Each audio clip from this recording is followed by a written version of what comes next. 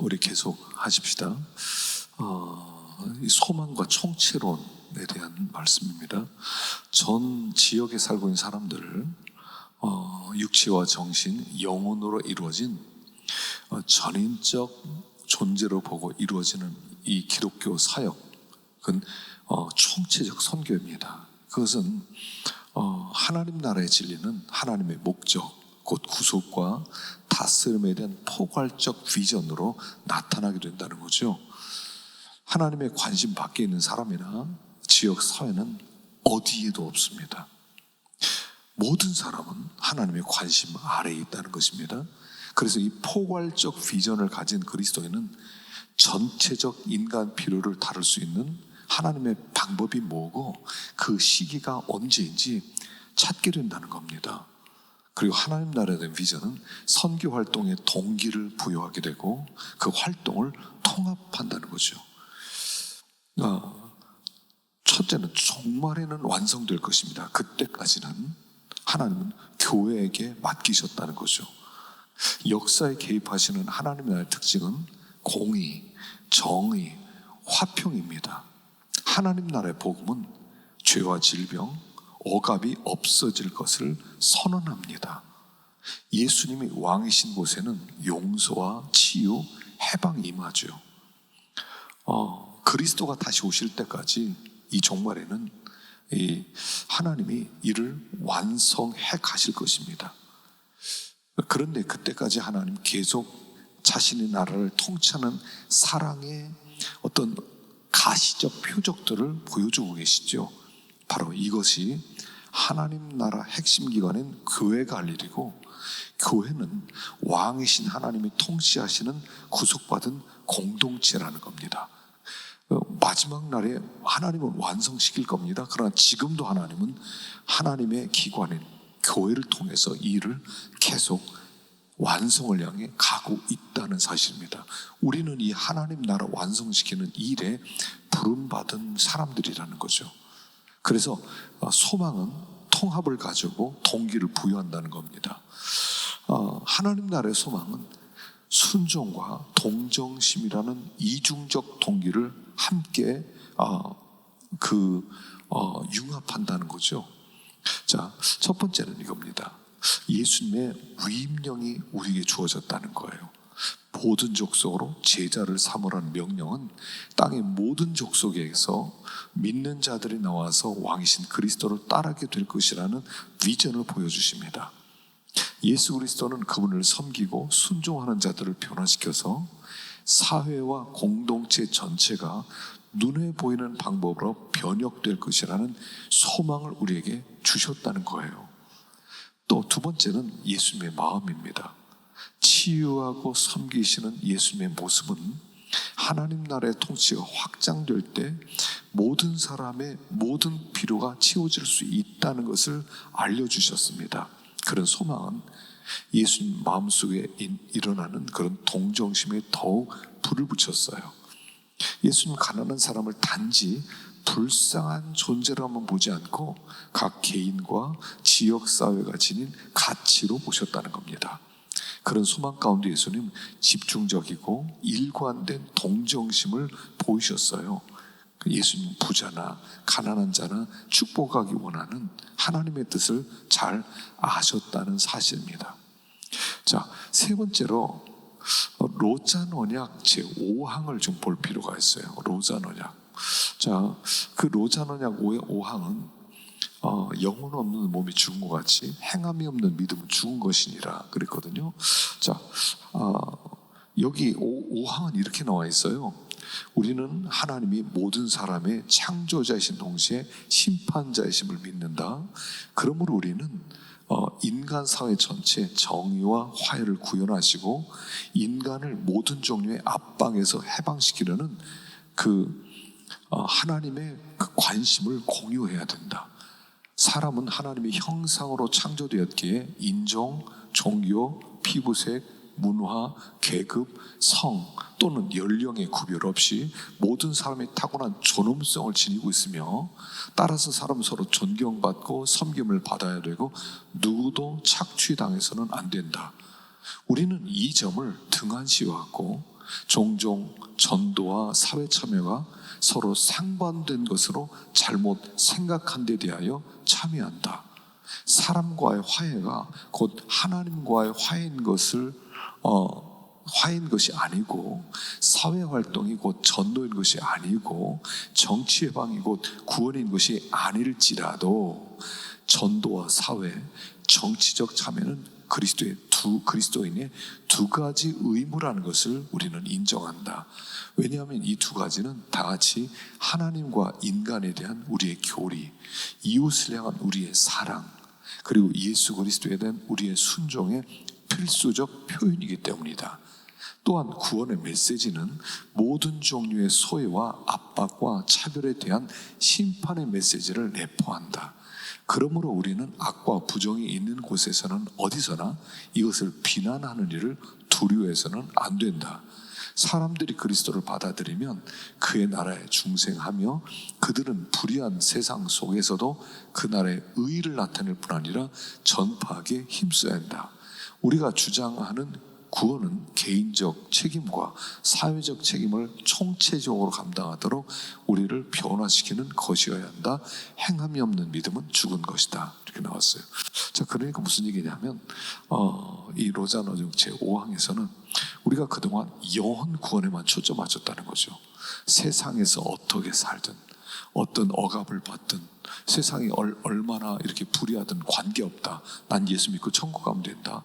초점 맞추고, 또 사회적 책임에 관심을 갖는 사람들에 대해서는 이 사람들은 좀 이상하다, 너무 진보적이다 라고 생각했다는 거예요. 그런데 하나님의 계획은 뭐냐는 거죠. 그게 아니죠. 예수를 믿는다면 예수를 믿는 사람은 이 사회에 관심을 가지고 예수님이 이 사회 속에 들어와 사신 것처럼, 그리고 행하셨던 것처럼 당연하게 사회에 대한 관심을 가지고 우리가 해야 될 책임을 감당해야 된다는 거예요. 우리가 잘못 생각하면 하나님 나라, 그럼 우리가 너무 영적으로 생각해요. 여러분, 하나님 나라는 부활한 몸으로 사는 나라거든요. 그 하나님 나라는 하나님이 왕이 되셔서 하나님의 의가 거기에 통용되는, 하나님의 의로운 통치로 말미암아 거기에 진정한 화평이 있고 평안함이 있고 기쁨이 있고 사랑이 있는 구체적인 세상이라는 거예요. 근데 우리가 그냥 예수 믿으면 천국 가, 그러니까 복음의 왜곡을 갖고 온다는 거예요. 복음을 왜곡시켰어요. 예수 믿으면 천국 가? 너 예수 믿었어? 나 교리 믿었어요. 그래? 네가 어떻게 살더라도 너 천국 가. 도대체 하나님의 말씀을 따라 순종하지 아니하고, 또 하나님의 사랑을 구현하지 아니하고, 그냥 믿는다고 말만 한 내가 어떻게 하나님 나라 가겠냐는 거예요. 그가 들어간 하나님 나라는 도대체 어떤 나라냐는 거죠. 여러분, 성경에서 말하는 하나님 나라는 불교나 다른 이교도에서 말하는 천국과 전혀 다른 곳입니다. 전혀 다른 곳이에요. 하나님 나라는 우리가 사는 이 세상과 똑같은 거예요. 구체적입니다. 그런데 거기에는 하나님이 왕노릇하고 모든 사람이 서로 사랑하고, 그 모든 사람이 정의를 구현하고, 모든 사람이 구체적으로 삶 속에서, 현장 속에서 말씀대로 사는 곳이 하나님 나라예요. 그러다 보니까 이제 로잔 그 언약은 아주 우리에게 굉장히 중요한 도전과 다시 한번 눈을 밝히는 거라고 볼 수 있습니다. 자, 그래서 단순한 균형을 넘어서 예수님의 사에 그랬던 것처럼 인간의 기본적 필요를 채우는 일은 복음과 아주 밀접하게 연관되어 있죠. 사회적 관심은 복음 전도의 열매이기도 하고, 때로는 복음 전도에 이르는 다리가 되기도 하죠. 어떤 경우에 사회적 행동이 복음 전도와 교회 개척을 수반하는 통합적 행동이 된다는 겁니다. 그러니까 우리가 하나만 복음, 그들의 삶이 어떻게든 복음만 예수 믿고 영혼 구원 받아라 라고 말하는 것은 통합적이 아니라는 거죠. 치우쳤다는 거예요. 그래서 어떤 게 먼저냐, 선교학자 스티븐 호크는 역동적 균형이라는 말을 제안합니다. 그러니까 복음 전도와 사회 활동 중에 무엇이 더 중요한가 하는 질문은 오해를 불러올 만하죠. 지난 세대 동안의 서구인들은 무엇이 중요한지 분석하고 평가하느라고 시간을 많이 낭비했어요. 근데 예수님의 생애를 연구하면서 알게 된 성경적 접근은 복음 전도가 먼저냐, 사역 활동이 먼저냐라고 묻는데, 예수님 시대는 어떻게 했겠습니까? 예수님 물질로 가난한 자를 돕는 것과 복음 전도 중에 어떤 것을 먼저 하셨습니까? 라고 물어보면 주님은 분명히 그랬을 거예요. 둘 다, 아니면 상황에 따라서 라고 했을 거라는 거예요. 예수님은 병자를 치료하기도 하고 하나님 나라의 복음을 전파하기도 하고 많은 경우에는 두 가지를 함께 행하기도 하고, 예수님은 개인과 지역사회의 완전한 변혁이라는 비전을 품고 상황이 요구하는 것을 행하셨다는 겁니다. 물질적인 것이든 영적인 것이든지 당면한 문제를 항상 바르게 처리해 가셨다는 겁니다. 병자가 도움을 요청할 때는 치료해 주셨고, 또는 영적인 대화를 또 나눌 때는 또 영적인 대화를 나누기도 하고, 주님은 어떤 문제도 회피하지 않았다는 겁니다.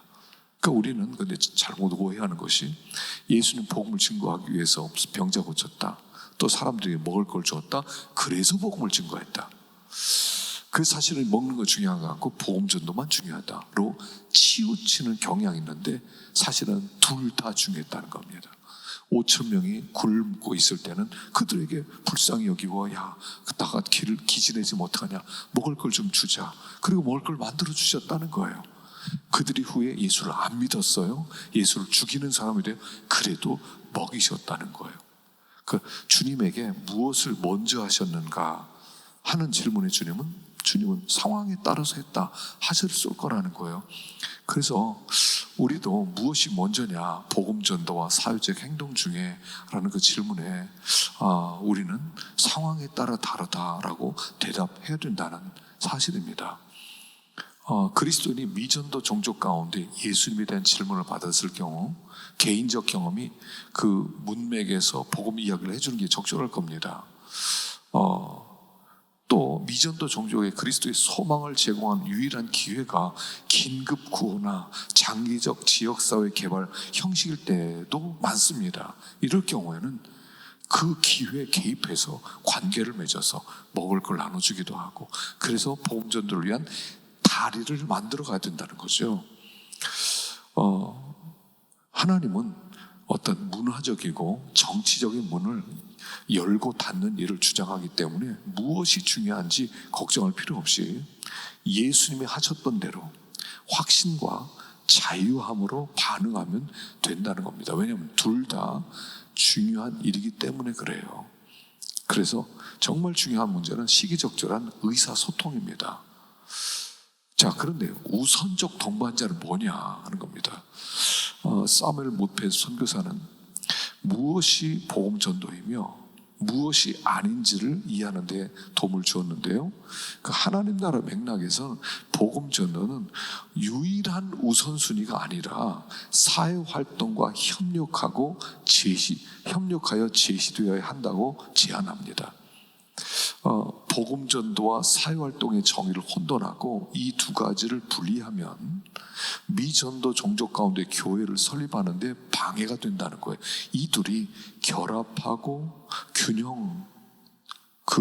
균형을 유지하는 것에서 나아가 역동적인 동반자 관계가 되어야 된다는 겁니다. 물론 이 모페스의 관점에서는 복음 전도는 우선적 협력자가 되어야 되죠. 미전도 종족 가운데 살고 있는 20억 사람들에게 복음을 전하려면 영적 기근뿐 아니라 물질적 기근에도 관심을 둬야 됩니다. 그래서 이 성경적 균형을 잡아야 된다는 거예요. 먹는 문제, 지금 먹을 게 하나도 없는데 굶어 죽어가고 있는데 예수 믿으면 영혼은 구원받습니다 라고 말해주는 게 그들에게는 어필되지 않는다는 사실이죠. 두 번째, 하나님 나라 상황에서, 자, 첫째, 복음 전도가 아닌 것, 복음 전도가 기독교 선교의 모든 것이 아니라는 거예요. 선교의 한 부분이라는 거예요. 물론 중요한 부분이지만 그걸 전부로 여기지 말라는 거예요. 예수님과 제자들은 하나님 나라를 선포하고 결단을 초청하는 것 외에 예수님은 수많은 일을 하셨어요. 복음 전도는 단순히 어떤 예배나 성례 드리는 것만이 아니고, 또는 교회 개척하는 것이나 성장하는 것만도 아니고, 교회 개척과 성장이 전도의 목적이고, 또는 기대하는 결과는 분명하지만, 전도가 항상 교회를 만들거나 더 많은 교인을 만드는 것은 아니라는 거죠. 자, 하나님 나라 상황에서 복음 전도적 선포는 가난한 자, 옥에 갇힌 자, 눈먼 자, 억압당한 자들이 당면한 긴급한 필요와 분리될 만큼 협소한 것이 아니라는 거예요. 어떤 지역에서 그 교회가 굉장히 빠르게 성장해서 어떻게 성장하는지 물어보았답니다. 그랬을 때 그는 이런 대답을 했답니다. 우리나라 사람이 이 지역으로 이민을 오면 제일 먼저 우리는 일자리를 잡아줍니다. 영어도 가르쳐주고, 직장에서 문제가 생기면 도움을 줍니다. 그리고 교회로 초청하고 나서 복음을 전합니다. 그랬더니 그들이 예수를 믿고 정착합니다. 바로 이것이 상황에 맞춘 복음 전도라는 거죠. 복음, 이 어떤 성경의 본문을, 말씀의 본문, 상황과 상관없이 그냥 분리해내는 것, 그거보다 더 나쁜 일은 없다는 거예요. 그래서 상황과 본문을 함께 귀하게 여기라는 거예요. 분리시키지 말라는 거예요. 상황만, 그 사람의 상황만 강조해서 이 사람에게 먹을 걸 줘야 되고, 이 사람 직장을 줘야 되고, 이 사람 병만 고쳐주는, 그것도 나쁜 것이고, 상황 없이 예수만 믿으라고 말하는 것도 나쁜 일이다 하는 것이죠. 그래서 하나님 나라 상황에서 볼 때 둘 다 동반자가 돼야 되고, 본문과 상황, 텍스트와 컨텍스트도 둘 다 중요하다 하는 것을 여기 말씀을 하고 있다 하는 것입니다. 근데 균형 이상의 것이 있다는 거예요. 그리스도인이 유일한 우선순위를 복음 전도로 믿었던 때가 있었죠. 그러자 그 후 교회는 너무 반대편, 복음 전도만 쪽으로 영혼만 거면 안 된다, 너무 가버렸어요. 그러니까 사회 문제는 우리 사람에 대한 책임은 너무 그 관계없이 여겼다는 겁니다. 그래서 그 후에는 또 이러면 안 되겠다. 그래서 우선순위를 사회 정의라고 생각해서 또 그냥 사회 정의만 주장하게 됐을 때 그 결론은 더 심각한 재앙을 가져왔다는 거죠. 그래서 균형, 선교의 미래를 위해 교회에 필요한 것은 균형 이상이라는 거예요. 교회는 추진력이 필요하다는 겁니다. 믿음과 행함 사이에 어떤 불편한 휴전 관계가 아니라 동반자 관계가 필요하다는 거예요. 기독교 선교에서는 하나님과 수직적 관계가 있어야 되고요, 이웃을 향한 수평적 관계도 있어야 됩니다. 그러나 우선적 동반자는 역시 복음 전도라는 거죠. 이게 기준을 잡아줄 때, 하나님을 사랑하는 계명, 하나님과 관계 회복이 기준을 잡아줄 때 이웃사랑이 일어날 수 있다 하는 것입니다. 그래서 말씀 없이는 복음을 이해할 수가 없고요, 행동이 따르지 않으면 복음은 신뢰를 얻을 수가 없다는 거죠. 그러니까 두 가지가 함께 가야 돼요. 그래서 복음 전도는 뭐냐? 한 거지가 다른 거지에게 어디에 가면 빵을 찾을 수 있다고 말해주는 것이다 라고 얘기하는 거죠. 소식이 있지요, 그리고 먹을 것이 있는 거예요. 두 가지 다 놓쳐서는 안 된다 하는 것입니다. 자, 궁핍한 세상에 대하여 그럼 우리는 어떻게 접근해야 되느냐? 한 4가지 방법이 있다는 겁니다. 그래서 여기 이제 표를 보면 외부적 지원이 필요한 전략 1과 전략 3이 있고, 내부적 지원이 필요한 전략 2와 전략 4가 있습니다. 자, 첫 번째 전략입니다. 외부적 지원으로 하는 경제 성장이에요. 그러니까 외부 지원은 보통 돈이나 기술 지원 형태로 주어지죠. 예를 들어서 말라위 한 여성에게 한 $40의 소액을 대출해 줬어요. 그랬더니 빵집을 시작했어요. 이 여인은 롤이나 머핀 같은 그런 다양한 즉석 요리를 만들어 매일 시장에 나다 팔았습니다. 6개월 만에 대출금을 갚고 내 자녀를 교육할 만한 수입을 올릴 수 있었고, 아이들이 자라는 데 필요한 옷이나 학용품이나 음식도 살 수 있었다는 겁니다. 이 말라의 여성과 남편이 평생 처음 가져보는 구매력이었다는 거죠. 사업이 성공하면서 수입도 늘어나고 출석하는 교회 헌금도 할 수 있게 되었다고 합니다. 그래서 이 여인은 그 지역 초등학교 교사 정도의 수입을 올리게 되었다는 거예요. 그래서 꿈이 뭐냐, 계획이 뭐냐, 미래에 우리 어떤 계획이냐 물으니까 사업을 더 확장해서 식당을 열 계획이라는 거예요.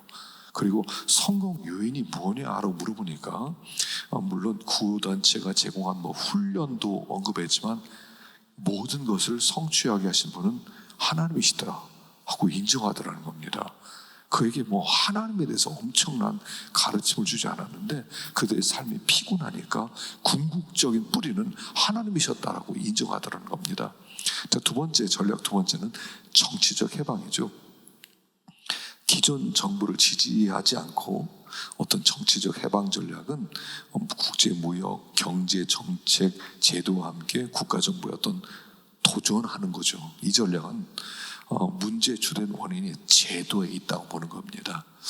이 접근법은 지역이나 국제적 차원의 정부들과 직접 접촉하게 되죠.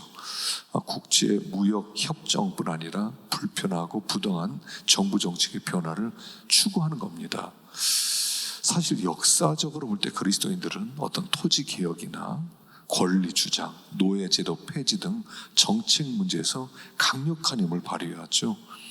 그리스도인이 계속 이런 문제들을 언급한 것도 중요하지만 오늘날 주된 역할은 뭐냐면 내부적 정책 변화를 요구하는 데 있어서 지역 주민이 앞장서도록 후원하고 지원하는 것이어야 된다는 거예요.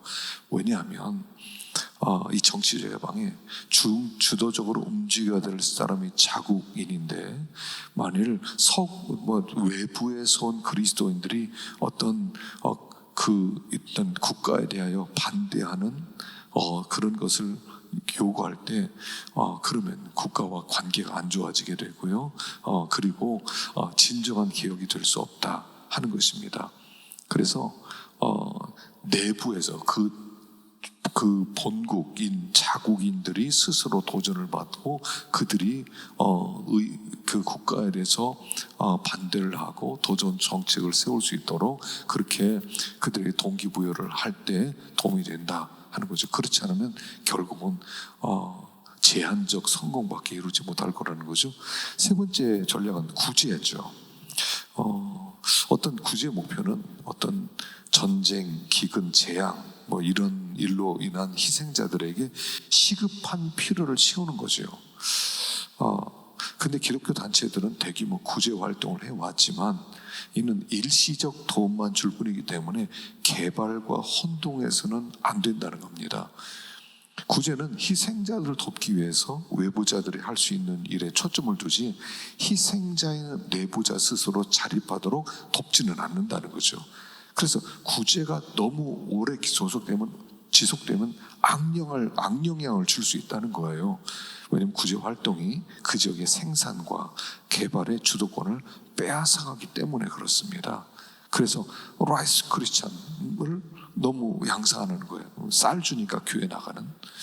그래서 메시지를 듣거나 예수를 믿는 조건으로 구호품을 지원해서는 안 된다는 거죠. 예수님은 조건 없이 그냥 주고 사랑하는 것처럼 그냥 조건 없이 주어야 됩니다. 이거 받고 예수 믿어라 하지 말라는 거예요. 그래서 어떤 전쟁이나 기근 같은 재난 상황에서 그리스도인들이 행하는 그런 어떤 무조건적 구제가 강력한 복음 전도의 증거가 될 수 있다는 거예요. 가뭄이 한참이었을 때요, 유목민 무슬림이 이렇게 중얼거렸다고 합니다. 자기도 잘 모르는 사람을 이렇게 먹을 걸 나눠주는 식으로 사랑한다면, 그게 그리스도인의 사랑이라면 그 하나님은 믿을만 하지 라고 얘기했다는 거죠. 자, 마지막 전략 네 번째, 변혁적 개발입니다.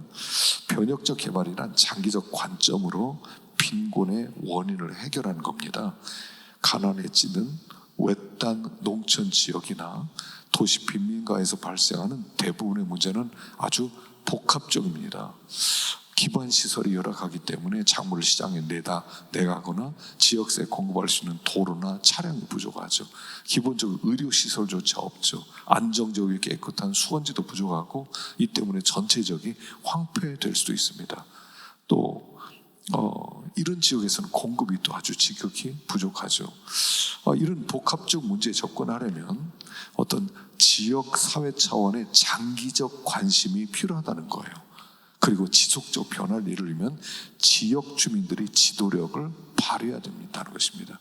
그래서 기독교인 우리 그 개발 사역자들은 전체 공동체나 지역을 위해 지역사회 내부에서부터 변화가 일어나도록 촉진하는 겁니다. 그래서 핵심적 변혁은 가치관과 비전의 변화에서 시작하는 거죠. 비전의 변화란 사람들이 변화될 수 없다는 절망에 묶여있지 않고 자기 지역사회가 달라질 수 있다는 것을 깨닫는 것입니다. 가치관의 변화는 자신들이 가치는 존재하는 것을 발견하는 거죠. 그래서 그들로 하여금 스스로 일어설 수 있도록, 스스로 변화될 수 있도록 돕는 일, 바로 그것을 교회가 할 수 있다 하는 것입니다. 자, 좀 쉬었다가 또 계속합시다.